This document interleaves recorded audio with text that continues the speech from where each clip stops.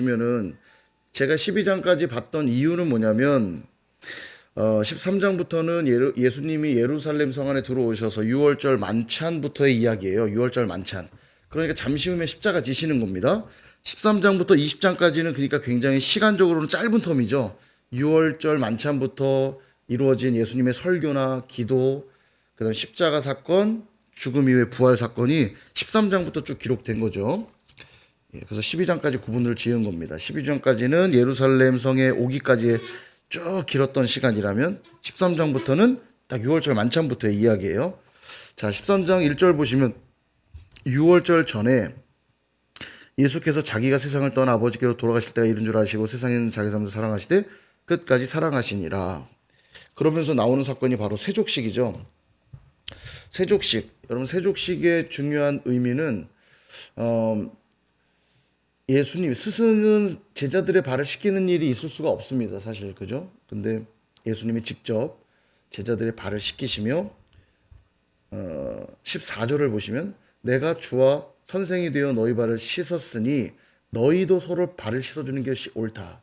그러니까 서로 발을 씻어주는 것의 본을 보여주시려고 스승이 발을 씻겨주는 일은 없는데 직접 본을 보이셨다는 거예요. 스승이 발을 씻겨줬다면 당연히 너희끼리는 발을 씻겨야 된다. 예수님이 우리를 사랑하셨으니 우리는 당연히 사랑해야 되겠죠. 예. 토다할 수가 없어요. 예수님이 죄인된 우리를 사랑하셨는데 우리가 서로를 사랑하는 일은 그리 어려운 일이 아니다. 그래서 예수님 뭐라고 명령하시냐? 34절 보시면 새 계명을 너희에게 주노니 서로 사랑하라. 내가 너희를 사랑한 것 같이 너희도 서로 사랑하라. 35절 너희가 서로 사랑하면 이로써 내 제자인 줄 알리라. 너희가 정말 내 제자라면 내가 너희를 사랑한 것처럼 서로 사랑하는 것이 마땅하다. 그게 제자다. 이 제자도입니다. 제자도. 제자도 핵심 제가 계속 강조하죠. 자기 부인하고 자기 십자가를 지고 주님을 따르는 삶. 결국 자기 부인과 자기 십자가의 핵심은 뭐에 점철되냐면 이 사랑으로 점철되는 거예요. 사람은 이기적이고요. 욕심과 욕망으로 충만한 존재거든요. 죄인이니까요. 그런데 자기 부인은 반드시 뭘로 표현되냐면 다른 이를 사랑하는 걸로 표현되는 거예요. 여전히 우린 이기적이죠. 자기 욕심과 욕망을 채우려고 하는 본능에 충실한 자들인데 주님을 믿고 주님을 따르는 자들은 기꺼이 내 것을 포기하고 나를 부인하고 다른 이들을 사랑하는 자리까지 갈 수 있게 되는 겁니다. 그래서 이거야말로 예수님의 제자된 가장 확실한 증거라는 거예요. 서로 사랑이 얼마나 중요한지 아시겠죠? 나중에 아마도 그런 생각이 들어요. 우리가 하늘나라 가가지고 하나님 앞에 도드라지고 분명하게 보여지게 될 것은 우리가 이 땅에서 얼마나 사랑했는가에 따라 아마 하나님이 확인하실 겁니다. 이 땅에서 무슨 사역을 얼마나 했는가. 예, 그 사역도 사랑의 동기가 없이 했던 사역들이라면 하나님 앞에 열매가 없을 거예요. 예, 사랑이 그렇게 중요합니다. 십자가가 사랑으로 이루어지신 거기 때문에 우리가 십자가를 믿는다면 당연히 서로 사랑해야 된다. 기억하면 좋겠고요.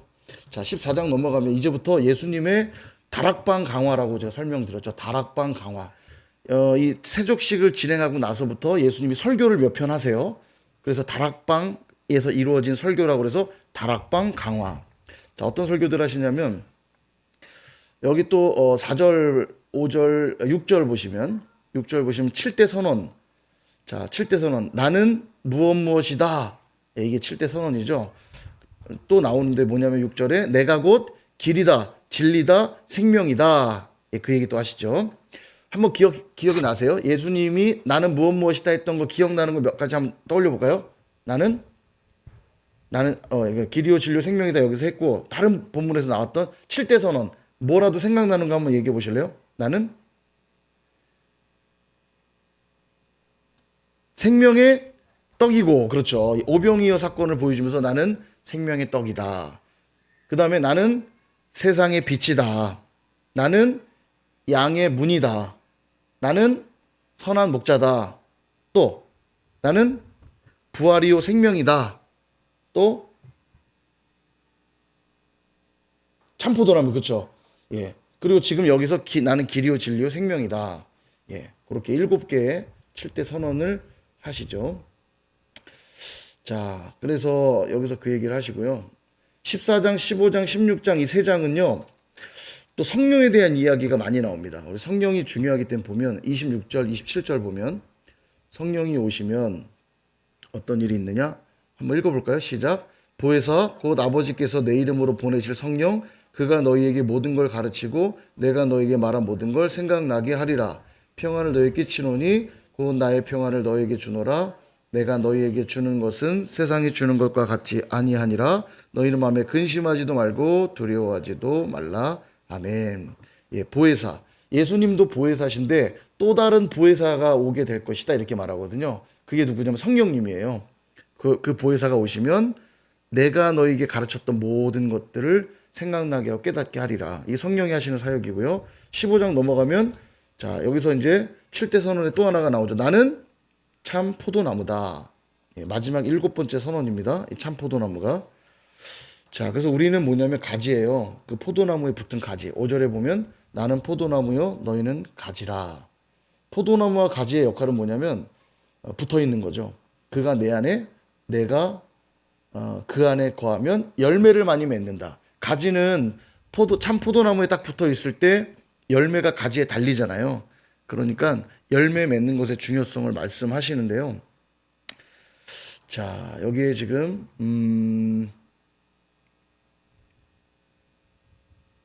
이 열매 맺음의 핵심도 또 뭐냐면 12절도 한번 보시면요. 열매 맺음의 핵심은 여기 있습니다. 12절 내 계명은 곧 내가 너희를 사랑한 것 같이 너희도 서로 사랑하라 하는 이것이니라. 그러니까 예수님께 딱 붙어 있으면 예수님이 날 사랑하셨다는 것 깨닫게 되죠. 그 사랑을 덧입게 되죠. 그 사랑으로 인하여 우리도 사랑하게 되잖아요. 예. 그래서 열매 맺게 되는 거예요. 그래서 사랑이 중요하다는 겁니다. 그러니까 아까도 말씀드렸다시피 사역을 내가 많이 했어요. 이 땅을 살면서 하나님 맡겨주신 사역들 사명 감당을 다 많이 했습니다. 근데 그 사명과 사역 감당의 핵심은 뭐냐면 사랑이잖아요. 사랑하는 마음으로 구제하고 사랑하는 마음으로 선교하고 사랑하는 마음으로 전도하고 사랑하는 마음으로 자녀들을 가르치고 사랑하는 마음으로 예배하고 사랑하는 마음으로 기도하고 이게 우리 신앙의 늘 동기여야 되거든요. 나중에 하나님 그걸 보시는 거예요. 얼마나 사역을 많이 했는가, 일을 얼마나 많이 했는가 이걸 보시는 게 아니고 얼마나 사랑함으로 행했는가. 예, 거기에 열매 맺음이 있는 거죠. 예, 그래서 우리가 사랑하는 마음으로 뭔가를 하면 막 나눠주면서도 기뻐요. 예, 이게 열매 맺음의 어떤 내용들이 되겠죠. 예, 나중에 하나님 앞에서 밝히 다 드러나게 될 것입니다. 예, 이게 중요하고. 자, 15장을 쭉 묵상하시면 되겠고, 15장에 또 성령 얘기가 또 나오는데요. 어딜 보시냐면 마지막 26절. 재밌게도 또 26절이에요. 14장에서도 26절이었죠. 15장도 26절에 보면 내가 아버지께로부터 너희에게 보낼 보혜사, 성령이죠 이게. 곧 아버지께로부터 나오시는 진리의 성령이 오실 때 그가 나를 증언하실 것이요. 진리의 성령이라 말씀하시면서 성령이 하시는 일이 뭐냐면 진리를 증언하는 것. 진리가 예수님이잖아요. 예수님에 대해 누가 증언하냐면 성령이에요.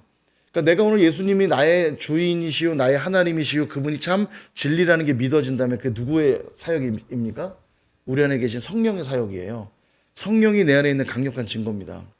여러분 모든 사람에게 설명하면 다 예수님 믿을 것 같죠? 안 믿어요. 너나 잘 믿으라고 그러지. 그게 믿어지는 게 기적적인 역사입니다. 이게요.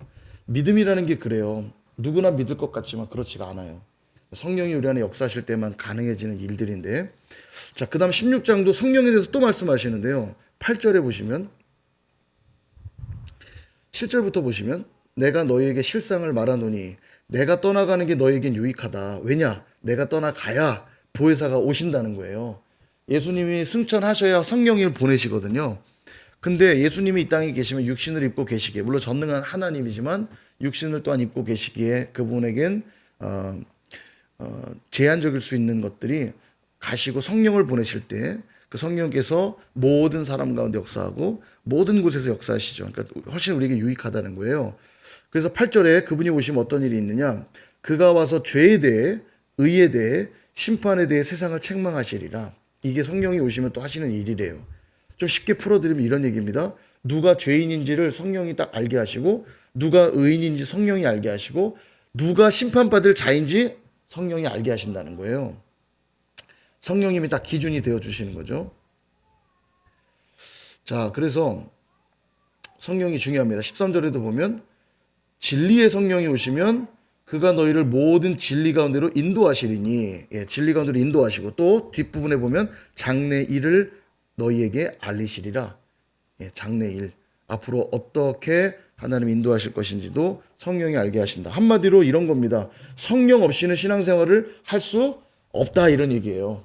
성령이 있어야 예수님이 진리라는 것도 알죠. 성령이 있어야 죄를 깨닫게 되죠. 성령이 계셔야 의가 무엇인지 알게 되죠. 성령이 있어야 심판에 대한 자각이 있게 되죠. 성령이 있어야 앞으로 내가 하나님의 어떠한 뜻을 향해 내 나아갈지 알게 하시니까 성령이 없이 신앙생활을 할 수 있다 없다? 없다는 겁니다. 늘 성령을 사모하셔야 되고 성령을 구하셔야 되고 성령을 받는 정도가 아니라 성령으로 충만하셔야 돼요. 머리 끝까지 다 잠길 정도로, 발목만, 무릎까지, 허리까지 정도가 아니라 온몸이 다 잠기고 남을 만큼 성령으로 충만해야 된다. 그럴 때 이 성령으로 충만한 자들에게 또 하나님 놀랍게 역사하시고, 자, 17절, 이제 17절은 대제사장적 기도입니다. 다른 복음서에서는 겟세마네 기도, 감람산 기도가 나와 있는 반면에 요한복음에서만 겟세마네 기도가 아니라 대제사장적 기도라 불리는 기도가 들어있어요. 같은 기도라 보시면 되겠습니다. 예수님이 중보기도를 하시는 거예요. 대제사장의 역할은 뭐냐면 하나님과 백성들을 중개하는 역할이잖아요. 그런 기도를 드리신다고 그래서 대제사장적 기도인데, 자, 3절 중요 구절이죠. 3절. 영생은 곧 유일하신 참 하나님과 그가 보내신 자 예수 그리스도를 아는 것입니다. 영생. 우리가 영생에 대해서 여러 번 강조를 드렸다시피 시간이 영원하다는 개념이 아니라 하나님과 예수님을 아는 것. 이게 영생의 개념이에요. 그분을 아는 것. 그래서 제가 늘 비유를 드리잖아요. 사랑하는 사람하고 연애를 딱 하면 그날 저녁은 시간 가는 줄을 몰라요. 사랑하는 사람 딱 만나면 너무 행복해. 벌써 이렇게 됐어? 시간 가는 줄 몰라. 시간으로부터 자유해지죠. 이게 영생의 느낌이에요. 굳이 비유를 든다면. 시간에 더 이상 구속받지 않는 상태. 이 사람하고 있으면 그 사람하고 알아가는 그 시간이 얼마나 즐거운지, 그 사람하고 함께 있으면 시간 가는 줄도 모르고 시간에 전혀 구속받지 않는 상태가 되잖아요. 그게 영생입니다. 우리 하나님과 예수님을 아는 것. 그분을 잘 모르는데 영원히 산다 그러면, 쉽게 비유를 들면 내가 정말 별로 잘 모르는 사람하고요, 하루 24시간 정도가 아니라 1년 365일 누군지 모르는 사람하고 계속 같이 살라 그러면 행복하겠어요? 그렇겠죠. 자, 기도의 내용을 보면 1절부터 8절까지는 예수님 자신을 위한 기도를 드리시고요. 1절부터 8절. 그러니까 이제 곧 십자가를 지셔야 되니까 잘 감당할 수 있게 해달라고 기도하시고요. 그다음 9절부터 19절까지는 제자들을 위한 중보 기도를 하세요. 이 제자들을 위한 기도에는 역시 우리 개개인들을 위한 기도도 들어있다 보시면 되겠어요. 우리도 예수님의 제자니까요. 그다음 20절부터 26절까지는 공동체를 위한 기도를 드리는데, 이 공동체는 결국 뭘 가리킬까요? 교회를 가리키죠. 교회를 위한 기도를 드리시는 거예요. 자, 그래서 예수님이 그렇게 중보기도 하셨고요. 18장부터는 체포되는 내용이 나옵니다. 쭉 읽어보시면 되겠고요. 특별히 어려운 내용 없고. 자, 그 다음에 19장 예수님이 또 희롱을 당하시고 고난 당하시는 내용들이 나오고요. 보시면 되겠고, 이 13절 뭐 이것도 넘어갈게요. 넘어가고 어디 가시냐면 20절에 가면은 19절 20절에 보면 19장을 봅니다. 지금 19장 19절 20절, 빌라도가 패를 써서 십자가 위에 붙였는데 뭐라고 붙였냐면 나사렛 예수 유대인의 왕이라고 썼어요. 그런데 20절에 보니까 예수께서 못 박히신 곳이 성에서 가까운 곳으로 많은 유대인이 이 패를 읽는데 히브리 말, 로마 말, 헬라 말로 기록했더라. 그러니까 당시에 쓰는 공용어란 공용어로 다 쓴 거예요. 히브리는 그 지역 사람들 보라고 썼고요. 로마 말, 뭐 라틴어겠죠. 라틴어 쓰고, 그 다음에 헬라 말, 그리스어죠. 그리스어. 당시에 이제 세계 공용어가 헬라어였기 때문에 또 헬라어로, 또 당시 세계를 제패하던 로마, 라틴어, 히브리 말로 씀으로써 예수님이 정말 왕으로 오셨다는 걸 만천하에 드러낸 사건이라 보시면 되겠어요. 자, 그리고 26절 옆에 보시면 여자여 보소서 아들이니이다 나오죠. 그 다음에 28절에 보시면 내가 목마르다 나오죠. 그 다음에 30절 다 이루었다. 가상칠언 중에 세 개 정도 여기에 나옵니다. 그래서 옆에 또 한번 해봐야겠죠?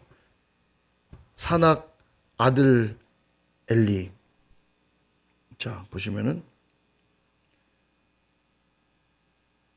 산악 아들 옆에 또 써놓으시면 좋을 것 같아요. 엘리 목마르 다 내용은 목마르 다는 붙은 거 아니라고 그랬죠? 목마르 다 내용은 자 이렇게 나누는데 엘리가 가운데니까 이렇게 가운데 표시해두면 요 앞에서 3개 뒤로 3개 요거까지 총 7개죠.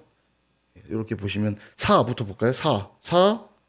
사하여 주옵소서. 저들의 죄를 사하여 주옵소서. 낙원에 있으리라. 내가 나와 함께 낙원에 있으리라. 아들 방금 나온 거죠?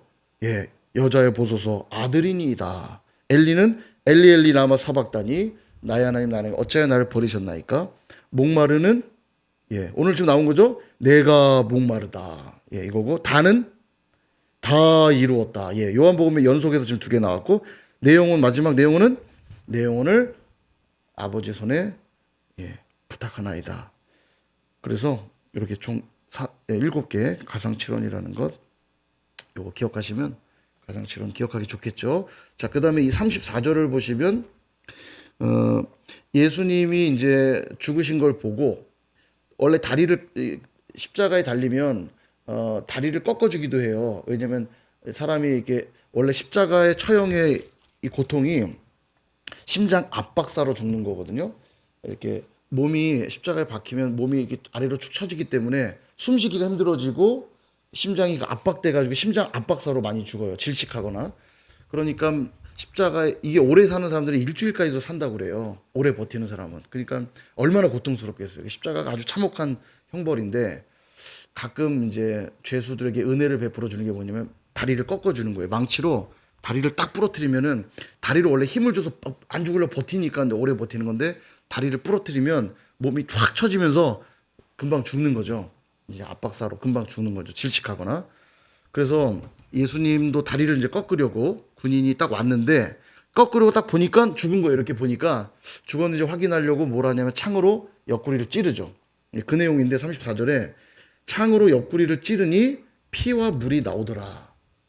이게 요한복음에 나오는 특수 표현인데요. 피와 물이 나왔다. 이게 의학적으로도 피와 물이 섞여 나온 게 이제 이게 죽은 확실한 증거라고 얘기하거든요. 그래서 아무튼 뭐 혈청 아무튼 의학적으로 잘 모르니까 그렇다고 하고요. 그런 특수 표현이 나오는데 왜 그럼 다리를 꺾지 않았느냐? 원래 그 6월절 양을 잡을 때 뼈를 꺾지 않게 돼 있거든요. 그러니까 예수님이 하나님의 어린 양으로 죽으신 거기 때문에 그 말씀의 예언조차도 이루고 계시는 거죠. 어린 양을 잡을 때 절대 뼈를 꺾지 않게 돼 있거든요. 예수님 다리를 꺾이지 아니하시고 온전한 제물로 드리신 바 된 거죠. 하나님 앞에. 자, 그 다음에 이제 38절과 39절에서는 아리마대 사람 요셉과 39절에 니고데모가 나옵니다. 그들은 공회원이었죠. 공회원. 그래서 당신들이 예수님의 제자라는 사실을 어떻게 보면 만천하에 드러낸 거예요. 시신을 달라고 함으로써. 마지막 20장은 이제 예수님의 부활 사건이 기록되어 있고요. 읽어보시면 되겠고요. 31절을 볼까요? 역시 중요 구절입니다. 요한복음의 기록 목적이 여기 써 있죠.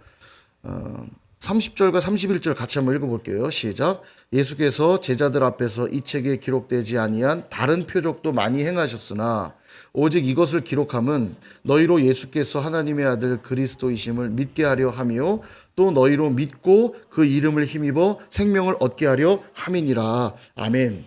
예수님 많은 표적 행했지만 이 요한복음은 예수님만이 그리스도시고 그 이름을 얻어 생명을 얻게 하기 위한 그 목적에 합당한 글로만 기록됨으로써 그래서 우리가 예수님을 만나기 위해 가장 먼저 읽는 책 요한복음이라고 말씀드렸죠.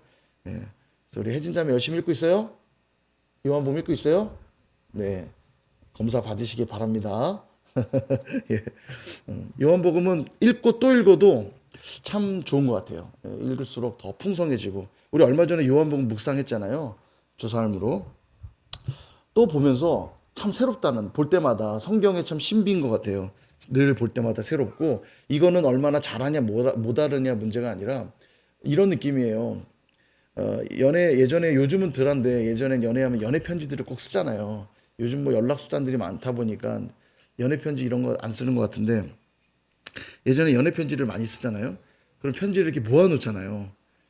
이제 그런 기억들이 나요. 편지를 꺼내서 또 읽어보고 또 읽어보고, 내용이 새로운 게 추가되는 게 있는 것도 아닌데도 읽고 또 읽어도 막 행복하고 좋고. 경험이 없으세요? 표정이 안 좋은. 예. 그 기억이 나요. 연애 편지를 읽듯이 어쩌면 성경은 우리에게 연애 편지와 같습니다. 하나님 우리 사랑하셔서 주신 말씀이거든요. 내가 너희를 얼마나 사랑하는 줄 아느냐? 그 기록이 성경이에요. 그러니까 성경을 왜 자꾸 봐야 되냐면 이게 하나님의 마음이 여기 담겨 있고 우리를 향한 사랑이 여기 기록돼 있어요. 그러니까 성경을 읽으면 우리는 여기서 위로를 얻고 여기서 기쁨을 얻고 감사함이 생기고 또 인생에 나아가야 될 발을 알게 되고, 여러분 사랑하면 무모해지잖아요. 또 그래, 나는 사랑하는 사람을 위해 살 거야, 나의 모든 걸 다 바칠 거야, 뭐 이러잖아요. 성경을 읽으면 그래서 새로운 비전으로 충만해지고 인생에 새로운 비전들이 생기고 또 꿈이 생기고 그러는 것 같아요. 절대 아멘 안 하는 축복합니다. 자, 마지막 21장이면, 제가 아까 왜 마지막 20장이라고 했냐면 예수님에 대한 실제적인 기록들은 20장에서 끝난 겁니다. 보시다시피 내가 이래서 요한복음을 기록했노라, 딱 끝났어요, 얘기는요. 그리고 부록처럼 들어온 겁니다. 21장은 부록처럼 들어온 건데, 그래서 21장은 더 따뜻한 것 같아요. 부록으로 들어오니까 우리가 이제 사실 실망하고 좌절한 제자들의 이야기거든요. 그런 제자들에게 찾아오셔서 부활하신 주님이 위로해 주시고 사명을 주시면서 이야기가 끝이 납니다. 그래서 오늘 우리에게 주는 또 위로의 부록들이 아닌가 싶어요. 우리도 늘 삶에서 지치고 낙심에 또 넘어져요. 예. 근데 그때마다 주님은 또 다시 오셔서 사랑하는 누구야? 너가 나를 사랑하느냐? 또 물으시고 사랑 고백하게 하시고 나의 양을 너에게 맡긴다. 또 격려하시고 그러는 것 같아요. 그래서 마지막 21장 내용도 여러분 한번 읽어보시면 되겠습니다. 우리가 잘 아는 내용들이니까요. 읽어보시고. 네, 여기까지 오늘 내용 진행하도록 하겠습니다.